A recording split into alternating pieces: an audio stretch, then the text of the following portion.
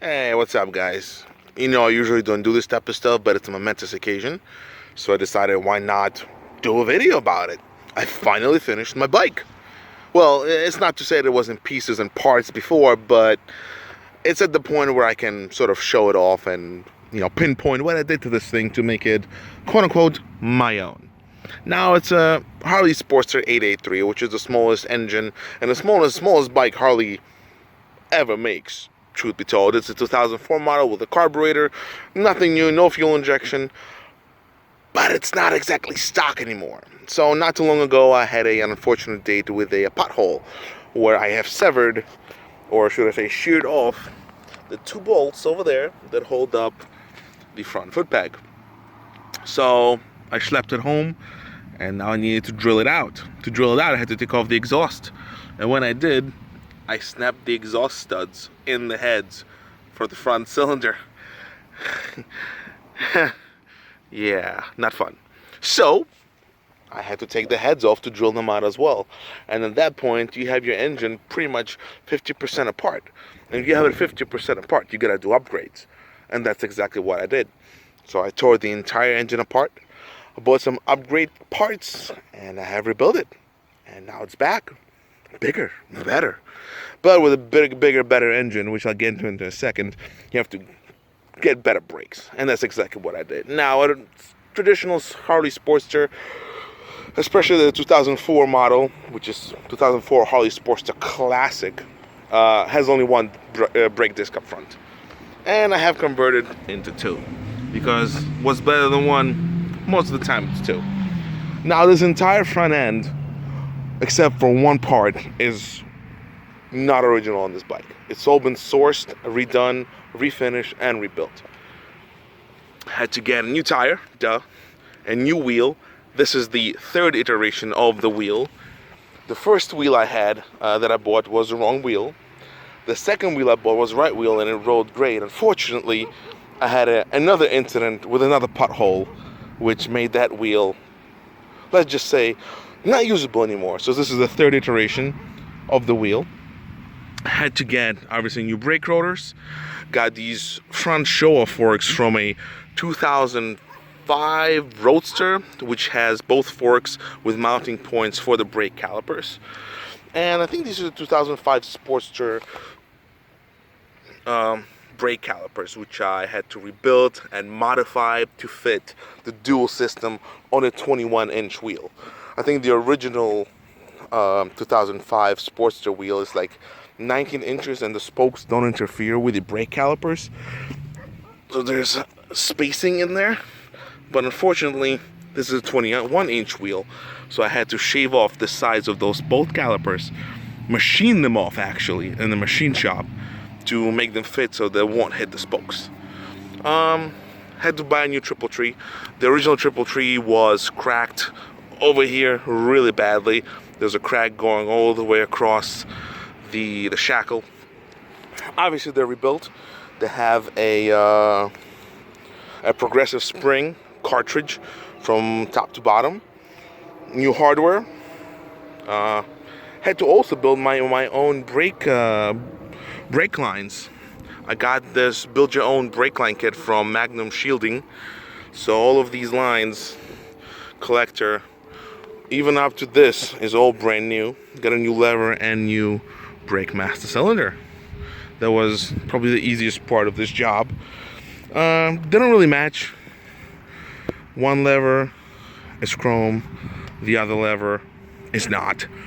But, kind of builds character, and braking is much, much better, or so I believe. I don't really do much up here, or it doesn't look like I did. Yeah, here and there. LED lights, not standard on a 2004 Sportster. The windshield, I really like this windshield. It makes it look like a little mini tourer, which I really want to make it into eventually, but lane splitting kind of holding me back. I've got a little voltmeter, 13 volts it shows. There's a story behind that with little USB charging. I'll explain why it has 13 volts in a minute. I got a Dakota digital gauge.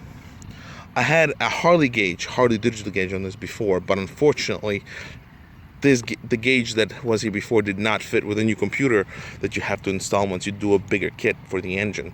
So I had to buy this. It was expensive, unfortunately, but it's nice. I really like it. Very customizable. Same thing with the LED lights on the back. Not too bad. Going down, I've got brand new shocks on it.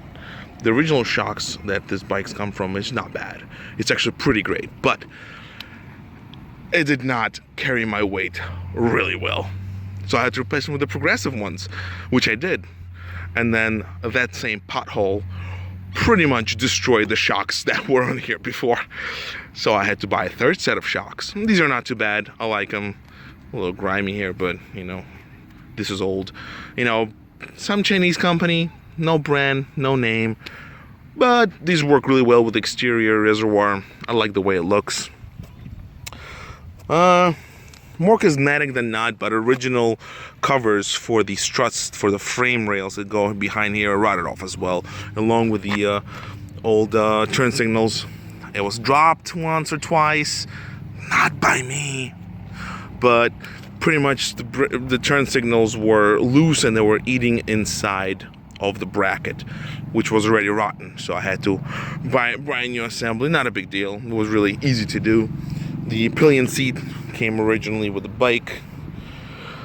And I guess we can finally talk about the big boy. Yeah, let's talk about the engine. So we went from an 883 Sportster to a 1275 kit from Hammer Performance, doubling its horsepower. So the original stuff is a lower crankcase and the heads. The piston rings, the pistons, the jugs themselves are the 1275 conversion kit, which I got from Hammer Performance. Great, I loved it. Really easy company to talk to. Answered my emails right away. Great. Instructions are easy to follow. You can do it by yourself in your backyard or even on the street like I did it in a day. I took a little bit longer because I did almost all of this all at once, which with waiting for the parts, installing it, looking at tutorials, all of that took me a month, unfortunately. So half of my summer was gone rebuilding it after pretty much an easy job. But that's what I went for. It was new gaskets from head to toe. It was fun. It was nerve-wracking, but fun. We also got a new exhaust, 2-in-1, Matuzu, another Chinese company that I have no idea where it came from. I actually bought two exhausts. I bought a Denmoto exhaust 2-in-1 as well, but I did not like how it looked, but I liked how it sounded. But I like how this looked, but I didn't like how it sounds. So I cannibalized the Denmoto one and shoved in the baffle that came with that into here.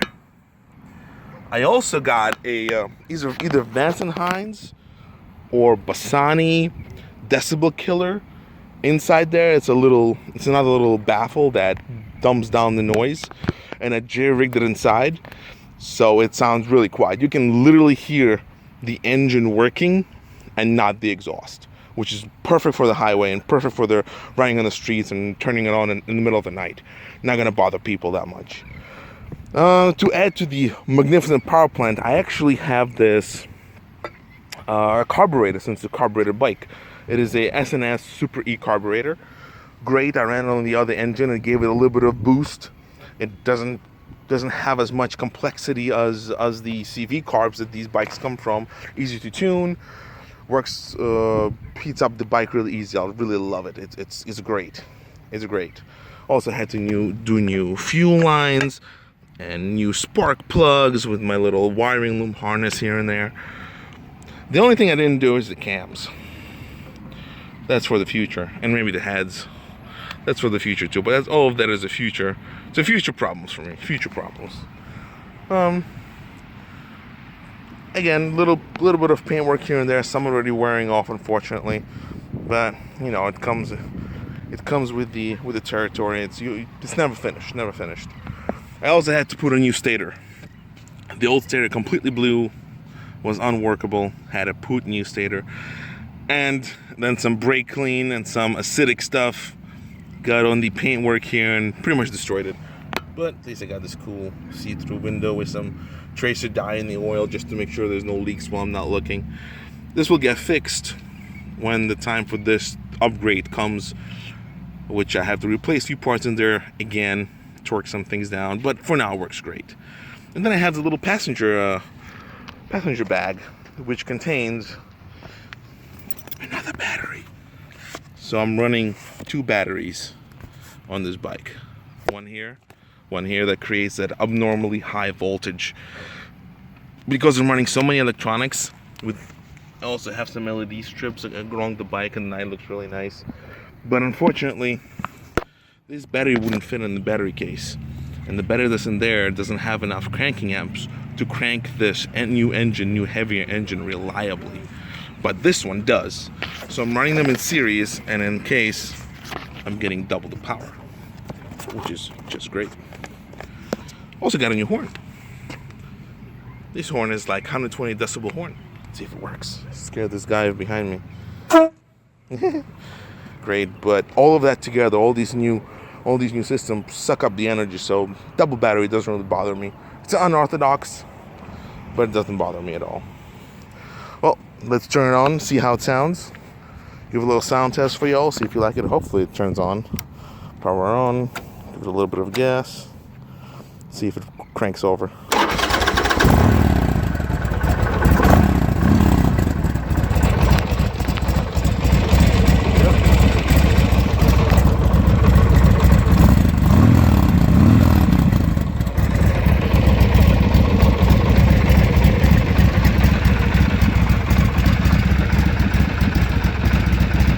Nice and quiet, no complaints.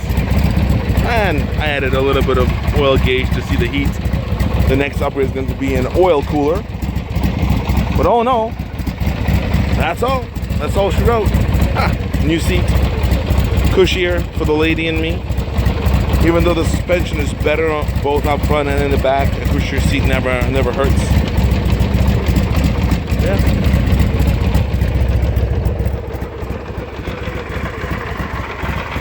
Overall, not bad. Got new spark plugs, just for the looks. Not much. Nothing gained, nothing lost, just the looks. Alright guys, that's about it. Thanks so much for watching. Maybe next time I'll get a GoPro and we'll take a ride together, see how fast this guy goes. Adios, muchachos. See you next time.